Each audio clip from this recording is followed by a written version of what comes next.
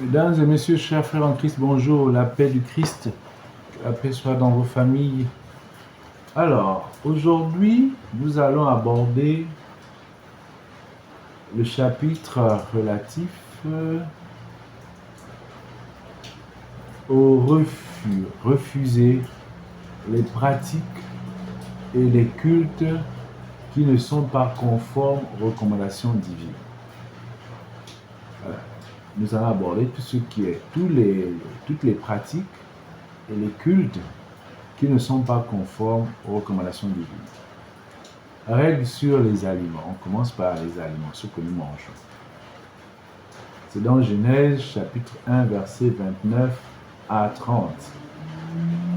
Et Dieu dit, voici, je vous donne toute herbe portant de la sémence et qui est à la surface de toute la terre, et tout arbre ayant en lui du fruit d'arbre et portant de la sémence. Ce sera votre nourriture. Et à tout animal de la terre, à tout oiseau du ciel, et à tout ce qui se meut sur la terre, ayant en soi un souffle de vie, je donne toute herbe verte pour nourriture. Et cela fut ainsi. Dieu vit tout ce qu'il avait fait, et voici, cela était très bon. Ainsi, il eut un soir, et il eut un matin, ce fut le 6e jour. Vous remarquerez que la première source d'alimentation que Dieu propose à l'homme, c'est l'herbe et les fruits. Donc l'homme était initialement végétarien. Il y a des végétaux et des fruits. C'est la Bible, c'est pas moi. Bien, après on évolue. Dans Lévitique chapitre 11, verset 1 à 47. Tout à l'heure, on disait qu'on était à Genèse chapitre 1, verset 29 à 30. Maintenant, nous sommes à Lévitique chapitre 11, verset 1 à 47. Alors, qu'est-ce qu'il est dit ici? L'Éternel parla à Moïse et à Aaron et leur dit, parlez aux enfants d'Israël et dites, voici les animaux dont vous mangerez parmi toutes les bêtes qui sont sur la terre. Vous mangerez de tout animal qui a la corne fendue, le pied fourchu et qui rumine. Mais vous ne mangerez pas de ceux qui ruminent seulement ou qui ont la corne fendue seulement. Ainsi, vous ne mangerez pas le chameau qui rumine, mais qui n'a pas de corne fendue. Vous le regarderez comme impur. Vous ne mangerez pas le daman qui rumine, mais qui n'a pas la corne fendue. Vous le regarderez comme impur. Vous ne mangerez pas le lièvre qui rumine, mais qui n'a pas de corne fendue. Vous le regarderez comme impur. Vous ne mangerez pas le porc qui a la corne fendue et le pied fourchu, mais qui ne rumine pas. Vous le regardez comme impur. Vous ne mangerez pas de la chair et vous ne toucherez pas leur corps mort. Vous ne mangerez pas leur chair, la chair du porc, et vous ne toucherez pas leur corps mort, même le corps touché. Vous les regardez comme impurs. Voici les animaux dont vous mangerez parmi tous ceux qui sont dans les eaux. Vous mangerez de tous ceux qui ont des nageoires et des écailles et qui sont dans les eaux, soit dans les mers, soit dans les rivières. Mais vous aurez en abomination tous ceux qui n'ont pas de nageoires et des écailles, parmi tous ceux qui se meut dans les eaux et tout ce qui est vivant dans les eaux, soit dans les mers, soit dans les rivières. Vous les aurez en abomination. Vous ne mangerez pas de leur chair. Et vous en aurez en abomination leur corps mort. Donc ne pas les toucher. Vous aurez en abomination tous ceux qui, dans les eaux, n'ont pas de nageoires et d'écailles. Tous ceux qui n'ont pas de nageoires et d'écailles, là, c'est ce qu'on ne doit pas manger. Voici parmi les oiseaux ceux que vous aurez en abomination et dont on ne mangera pas. L'aigle, on ne mange pas l'aigle. L'orfraie et l'aigle de mer, le milan, l'autour et ce qui est de son espèce, le corbeau et toutes ses espèces, l'autruche, le hibou, la mouette, l'épervier et ce qui est de son espèce, le chat-huant, le plongeon et la chouette, le cygne, le pélican et le cormoran. Vous aurez bien sûr tout reptile qui vole et qui marche sur 4 pieds. Mais parmi tous les reptiles qui volent et qui marchent sur 4 pieds, vous mangerez ceux qui ont des jambes au-dessus de leurs pieds pour sauter sur la terre. Ah, tu ne vois pas tout ça. Car je suis l'Éternel, votre Dieu. Vous vous sanctifierez et vous serez saints, car je suis saint et vous ne vous rendez point impurs par tous ces reptiles qui rampent sur la terre. Car je suis l'Éternel qui vous ai fait sortir du pays d'Égypte pour être votre Dieu et pour que vous soyez saints, car je suis saint.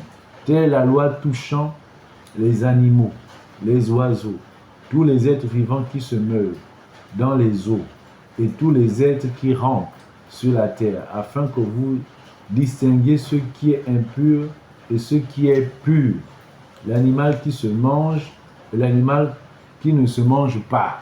On ne mange pas tout. Il y a des gens qui mangent tout sur la terre, mais on ne mange pas tout. Donc, c'est dans Lévitique chapitre 11, versets 1 à 47. Arrêtez de tout manger. Tout n'est pas bon à manger. Règle concernant le sang. Règle concernant le sang. Seulement, vous ne mangerez point de chair avec son âme, avec son sang. C'est dans Genèse chapitre 9, verset 4. Vous qui buvez le sang humain, sang d'animaux, c'est interdit. Dieu ne recommande pas ça. Si vous êtes des vampires, pour boire le sang, vous êtes des démons, vous hébergez des démons. Le sang n'est pas consommable. C'est ici une loi perpétuelle pour vos descendants dans tous les lieux où vous habiterez. Vous ne mangerez ni graisse ni sang. C'est dans Lévitique chapitre 3, verset 17. Vous ne souillerez point le pays où vous serez, car le sang souille le pays, et il ne sera fait pour le pays aucune expiation du sang qui sera répandu que par le sang de celui qui l'aura répandu. Vous ne souillerez point le pays où vous allez demeurer et au milieu duquel j'habiterai, car je suis l'Éternel qui habite au milieu des enfants d'Israël. C'est dans Nombre chapitre 35, versets 33 à 34. Le sang, les crimes rituels, souillent le pays. Je ne sais pas d'où vient la pratique des crimes rituels, les gens qui sont mis dans la tête que c'est en tuant des gens, en sacrifiant des gens, qui vont devenir riches. Non. Non seulement vous faites du mal à vous-même, parce que vous êtes en train d'héberger dans tous ces démons. Ce sont des démons qui vous inspirent ce genre de pratique. Le démon le plus, celui que je connais, c'est celui à tête, le démon à forme humaine, humanoïde, mais à tête de bouc, qui se nourrit de sang. C'est ce genre de démon-là qui vous inspire les crimes rituels. Sinon, le crime rituel, répandre le sang, souille le pays. Donc, arrêtez de souiller nos pays avec le sang que vous répandez. Arrêtez, s'il vous plaît. C'est pas comme ça qu'on va devenir riche. C'est pas comme ça que le pays va se développer. Le sang souille le pays. C'est une abomination. Dieu n'aime pas ça. Et Dieu ne va pas regarder nos pays, les pays dans lesquels le sang est répandu, que ce soit le sang humain ou le sang des animaux. Ça souille le pays. Ça souille le pays. Donc arrêtez les crimes rituels, s'il vous plaît. Épargnez-nous la souillure du pays, épargnez-nous la pauvreté. On veut se développer spirituellement et matériellement. Donc arrêtez les crimes rituels, si vous voulez qu'on se développe. Arrêtez de souiller le pays. Alors, nous arrivons maintenant aux relations sexuelles interdites. C'est dans Lévitique, chapitre 18, versets 1 à 18. L'inceste. Les incestueux. Nul de vous ne s'approchera de sa parente pour découvrir sa nudité. Je suis l'Éternel. Tu ne découvriras point la nudité de ton père, ni la nudité de ta mère. C'est ta mère. Tu ne découvriras point sa nudité. Tu ne découvriras point la nudité de la femme de ton père. C'est la nudité de ton père. Tu ne découvriras point la nudité de ta sœur, fille de ton père ou fille de ta mère, née dans la maison ou née hors de la maison. Tu ne découvriras point la nudité de la fille de ton fils ou de la fille de ta fille, car c'est ta nudité. Tu ne découvriras point la nudité de la fille de la femme de ton père, née de ton père, c'est ta sœur. Tu ne découvriras point la nudité de la sœur de ton père, c'est la proche parente de ton père. Vous avez bien compris. Hein? Donc l'inceste est interdit par Dieu. L'inceste est interdit. Vous qui êtes dans des pratiques incestueuses, c'est une abomination. C'est vous tous là qui souillez le pays, les pays, avec vos rapports incestueux. Vos rapports incestueux. Lévitique, chapitre 18, versets 19 à 27. La sodomie, la bestialité, les pratiques impures, après l'inceste. Tu ne t'approcheras point d'une femme pendant son impureté menstruelle pour découvrir sa nudité. Tu n'auras point de commerce avec la femme de ton prochain pour te souiller avec elle. Tu ne livreras aucun de tes enfants pour le faire passer à Moloch, et tu ne profaneras point le nom de ton Dieu. Je suis l'Éternel. Tu ne coucheras point avec un homme comme on couche avec une femme. C'est une abomination. Donc vos histoires de LGBT, moi je vous ai déjà dit que la culture occidentale est décadente. Il ne faut pas copier, tout ce qui vient de l'Occident n'est pas bon. Il ne faut pas copier ce qui est mauvais. Sodome et Gomorrhe avait été détruit à cause des pratiques homosexuelles. Donc il ne faut pas qu'on recommence. Il faut apprendre, il faut que nous apprenions de nos erreurs. Donc évitez-nous cette culture qui veut que maintenant on soit homosexuel. Non, s'il vous plaît. Pardon. Vous évitez les abominations. Vous évitez ça. Tu ne coucheras point avec une bête pour te souiller avec elle dans vos pratiques occultes là pour devenir riche, je ne sais pas quoi là. Même avec les animaux, vous couchez. Vous êtes devenus des animaux vous-même. C'est-à-dire que vous niez la divinité qui est en vous. Au point de descendre tellement bas et coucher avec des rapports avec des animaux. Ça, c'est incroyable. C'est pas digne de l'être humain créé à l'image et à la ressemblance de Dieu. C'est vraiment pas digne. On est tombé si bas, trop bas. Donc, tu ne coucheras point avec une bête pour te souiller avec elle. La femme ne s'approchera point d'une bête pour se prostituer à elle. C'est une confusion. Ne vous souillez par aucune de ces choses. Souillez, on a bien dit souillez, car c'est par toutes ces choses que se sont souillées les nations que je vais chasser devant vous. Le pays en a été souillé, je punirai son iniquité, et le pays vomira ses habitants. Vous observerez donc mes lois et mes ordonnances, et vous ne commettrez aucune de ces abominations, ni l'indigène, ni l'étranger qui séjourne au milieu de vous. Car ce sont là toutes les abominations qu'ont commises les hommes du pays qui ont été avant vous, et le pays en a été souillé. La sodomie, la bestialité souille le pays, de même que les crimes rituels. Donc, si vous voulez rester dans la pauvreté des pays pauvres, bon, continuez.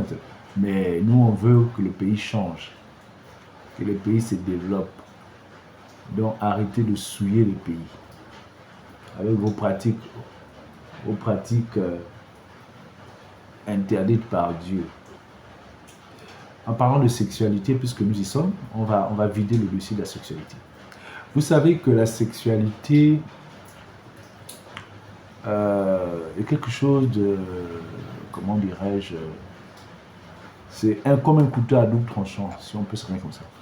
C'est vrai qu'elle permet de procréer, mais également son contraire, qui est l'abstinence, nous permet de transcender. D'accord? Grâce au jeûne, la prière, la méditation et la chasteté. Ça, c'est un aspect. Il faut que vous sachiez que lorsque un homme couche avec une femme, ou une femme avec un homme, il s'opère une alliance. Et cette alliance va jusqu'à... Vous allez partager, si l'un d'entre vous a des démons, vous partagez des démons. S'il a des anges, vous partagez des anges. Mais en tout cas, il y a un transfert d'énergie et il y a un transfert d'esprit. Il y a un transfert d'esprit. Je vais vous parler, on va faire un témoignage parce que vous pensez que c'est abstrait. Avant que je devienne un chrétien affermi, donc on va dire que quand j'étais dans le monde, j'ai vécu des expériences. Hein. J'ai eu des petits amis. Donc je vais un peu vous partager cette expérience-là de la sexualité. Puisqu'il faut bien qu'on en parle sur la sexualité. Premier cas, je pense que lorsque mes parents, nos bains là, traditionnels, là, c'était des bouddhistes ou une branche de bouddhisme, ils m'avaient fait un bain et ils avaient profité à me coller un démon sexuel. Et je crois que j'en ai déjà parlé. Et comment je suis que j'avais ce démon sexuel, c'est quand un jour, un petit ami me fait remarquer, moi je suis chez moi, je dors chez moi, elle dort chez elle. Hein. Et elle rêve que nous avons fait l'amour, on fait le même rêve, mais chacun de son côté. Que nous avons fait l'amour et qu'elle-même, elle a même dû, on va dire quoi, elle a éjaculé, hein, oui, on va dire ça comme ça, elle a joui dans cette relation-là, dans cet acte-là. Mais il ne s'agissait pas de moi, bien sûr. C'était un démon. Donc, il y a eu là partage de démons. Vous comprenez? Ça, c'est un aspect. Un autre cas, je me souviens que j'avais une amie, elle avait, on va dire, 3 démons. Pourtant, c'était une initiée des rites et Lambor.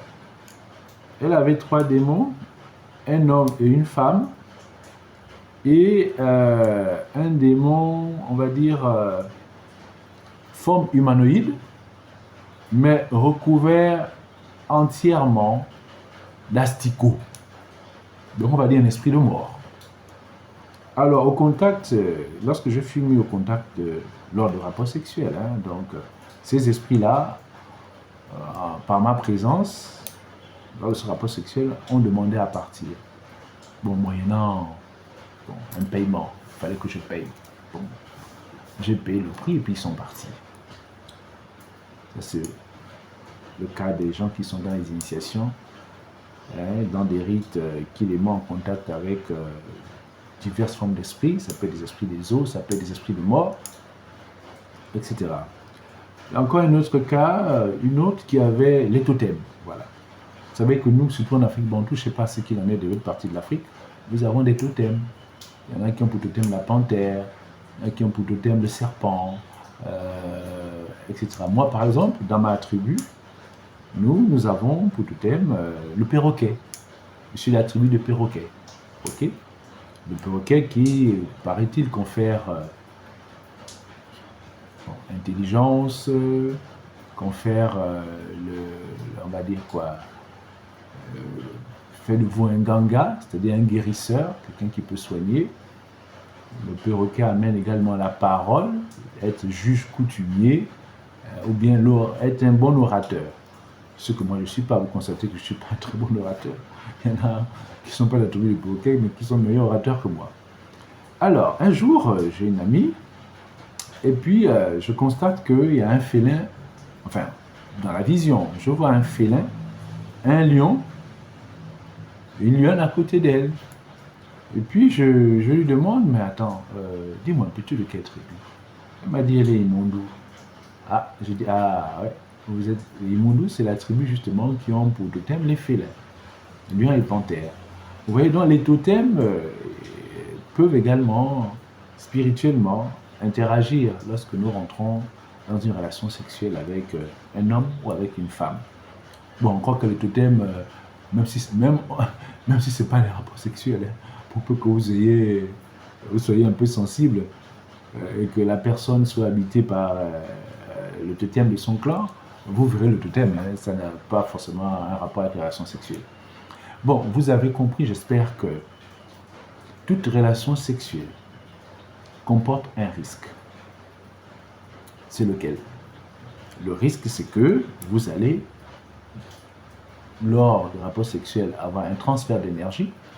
Celui qui a l'énergie la plus haute, le potentiel le plus élevé, va perdre de l'énergie au profit de la personne, celle qui a moins d'énergie. Il y a un transfert d'énergie qui se peut faire.